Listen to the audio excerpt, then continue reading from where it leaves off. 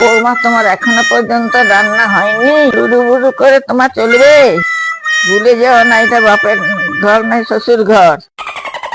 যত সব।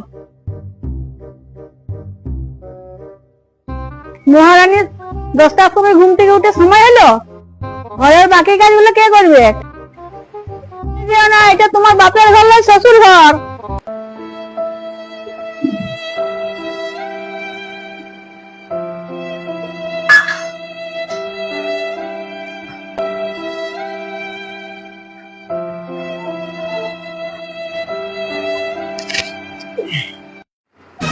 তুমি কাঁদছো কেন? তোমার কি হলো?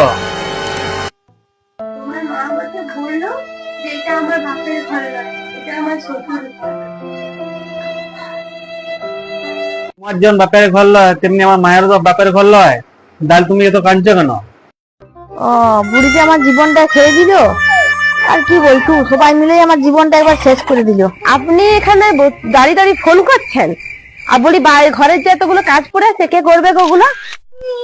কি যে তোর বাপের ঘর লাই যে তুই আমাকে অর্ডার করছিস? এটা যেমন আমার বাপের ঘর লাই, তেমন আপনারও তো বাপের ঘর লাই। তাহলে আপনি এত ফটর ফটর করছেন কেন বলুন তো? মা, তোমার কি হলো? আপনি যে বললেন আমার বাপের ঘর লয়, তো আপনারও তো বাপের ঘর লয়। তুমি জানো না তোমার শ্বশুর ঘর জামাই থাকে?